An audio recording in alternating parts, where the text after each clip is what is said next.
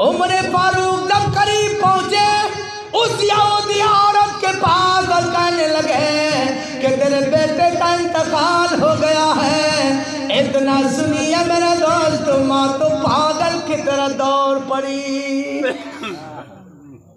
माँ अपने घर पे है, बेटा परदेश गया, उससे पता लग जाता कि मेरा बेटा बीमार है।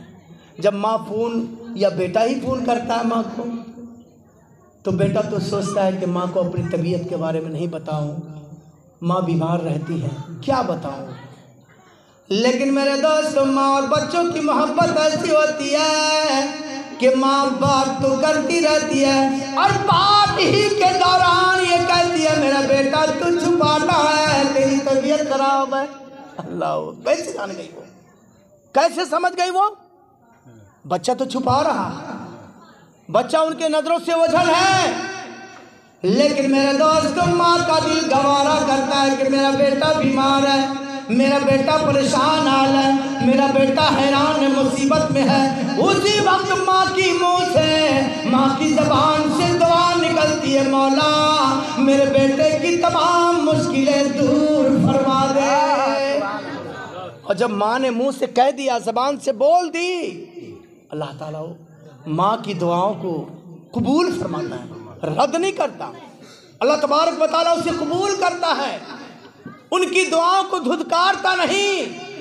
इसीलिए तो बताया गया दुआ मखुल इबाद, बेशक दुआ इबादत का मगज है। अभी बहुत सारे लोग को देखते हैं असर की नमाज पढ़ते हैं, बगैर दुआ किए हुए चले जाते हैं, कोई दुआ नहीं, बस नमाज पढ़े, फर्ज पढ़े, हम लोग इधर देखते हैं, तब तक तो 2-4-5 को उठ के चला गया। कार भाई, असर के बाद कोई दुआ मांगना ज़रूरी है क्या? भाई खाना क्या खाते वो ज़रूरी थोड़े है, वो भी तो ज़रूरी नहीं है। लेकिन हजरात क्या कीजिएगा, अब उसमें भी कटौती होने लगी। सपोज मान के चला जाए हम कुरान मुकम्मल पढ़ लें 30 पारे, जी कुरान पढ़ के रख दीजिए, आपके दिल को तसल्ली मिल जाएगी। नमाज पढ़ लीजिए आप, उसके बाद दुआ न कीजिए, अपने घर चले आइए, आपको तसल्ली मिल जाएगी कि हमने नमाज पढ़ लिया।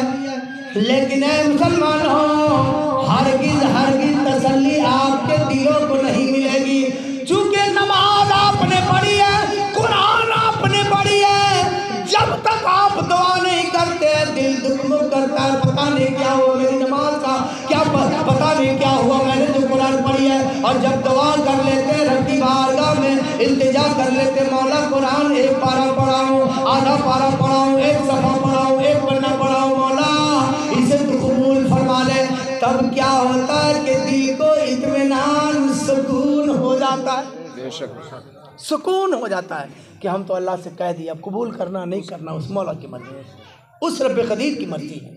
बहरहाल अब माँ जैसी मेरे दोस्त को सुनिए अपने बेटे के बारे में, दौड़े दौड़े आई है जहाँ बेटा है।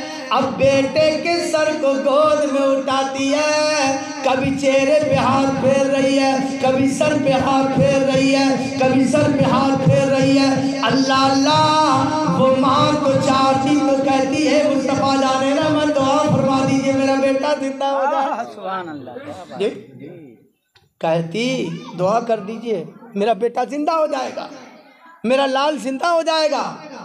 लेकिन माँ ने मुस्तफा जाने रहमत से इंतजार नहीं किया, और मुस्तफा जाने रहमत ने इसीलिए छोड़ भी दिया कि आज इस खातून को भी पता चल जाएगा कि आयशा के साथ रहने में कितना बड़ा मकाम मिल गया, और उस बच्चे को पता चल जाएगा कि मेरे दोस्तों सहाबा किराम के साथ रहने में कितना बड़ा मकाम हमें मिल गया है। अल्लाह अल्लाह, इतना सुनना था मेरे दोस्तों, माँ ने अपने बेटे की सूरत पे नजर डाली है, हाथ फेरा है, सर पे हाथ फेरा, फिर गोद से उतार के जमीन पे रख दिया, और रखने के बाद वही बगल में मुसल्ला बिछाती है, 2 रकत नमाज पढ़ लेती है, और 2 रकत नमाज पढ़ने के बाद दुआ के हाथ रब की बारगाह में बुलंद कर दिया, दुआ के हाथ रब की बारगाह, मौला ए पाक परवरदिगार आलम, ए रब्बे कदीर, तू तो आलिमुल गैब व शहादा है, ए मौला तू सब जानता है, तू अलीम व खबीर है मौला। ए पाक परवरदिगार आलम,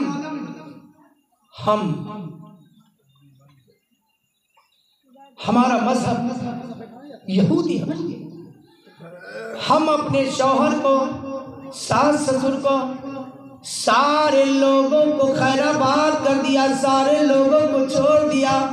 ए पाक परवरदिगार आलम, तेरे महबूब का दीन हमें प्यारा समझ में आया। क्या बात, वाह वाह वाह, बेशक। ए मौला तेरे महबूब के दीन हमें प्यारे लगे। ए रब कदीर, मैं तेरे महबूब के दीन में दाखिल हो गई हूँ। ए पाक परवरदिगार आलम, तेरे महबूब के दीन में आ गई हूँ।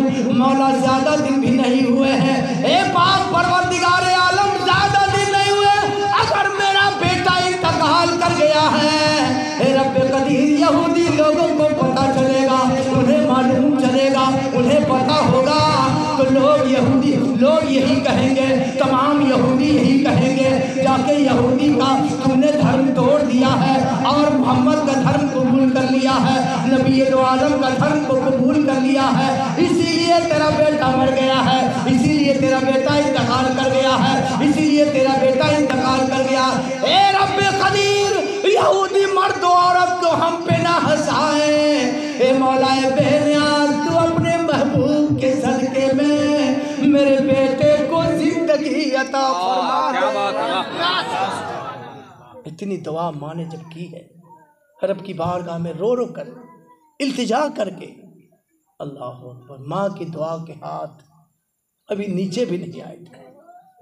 माँ की दुआ के हाथ अभी नीचे भी नहीं पहुंचे थे कि कुर्बान जाओ मोमिनो, माँ की दुआ से वो बच्चा जिंदा हो गया और माँ की दुआ से बच्चा उठ के बैठ गया। मुस्तफा जाने रहमत अपने उजरे में चले गए थे, इतने में उमर फारूक दौड़े दौड़े गए और कहा, या रसूल अल्लाह, वो बच्चा तो जिंदा हो गया। आका फरमाते हैं, ए उमर, होना ही था, ए उमर, होना था, ये तय था। इसलिए अब हजरत उमर ने एक सवाल कर दिया वहां आका करीम से, कहा, या रसूल अल्लाह, बात समझ में नहीं आई। जब मैंने उस बच्चे के इंतकाल का खबर आपको दिया, तो आप रोते हुए दौड़े हुए बच्चे के करीब आए और बस चंद ही लम्हों में आपके होंठों पे मुस्कुराहट भी आ गई। चंद ही लम्हों में होठों पे मुस्कुराहट, चेहरे पे मुस्कान भी आ गया आपके।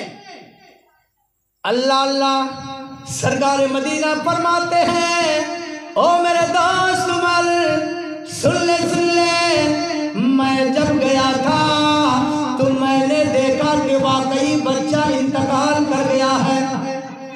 मैं अपना कुछ इस तरह कर देता, वो जिंदा जरूर हो जाता, लेकिन ए उमर, उसके माँ को ये पता नहीं चल पाता, क्योंकि मैं अगर जिंदा करता तो उसके माँ को ये होता कि मुस्तफा ने जिंदा कर दिया है। और जब उसकी माँ ने दुआ की रब की बारगाह में, तो उसके माँ को ये पता चल गया कि नबी दो आलम सल्लल्लाहु ताला अलैहि वसल्लम के घराने में रहने के बाद चाहे जो भी आदमी हो, उसके अंदर भी कमाल आ जाता है, उसके अंदर भी कमाल आ जाता है। इसीलिए तो आला हज़रत अजीमुल बरकत दरियाए रहमत आका नेमत फरमाते हैं कि तेरी नस्ल पाक में है बच्चा बच्चा नूर का,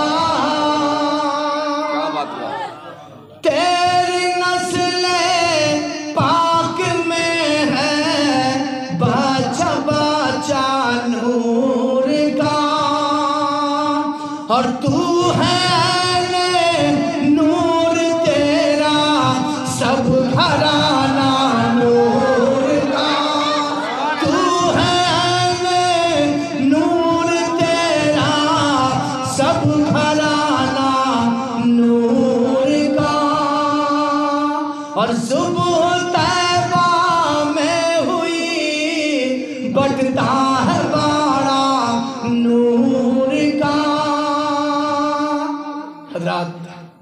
आला हजरत की भी तर्जमानी का क्या जवाब, क्या बात। कोई जवाब ही नहीं।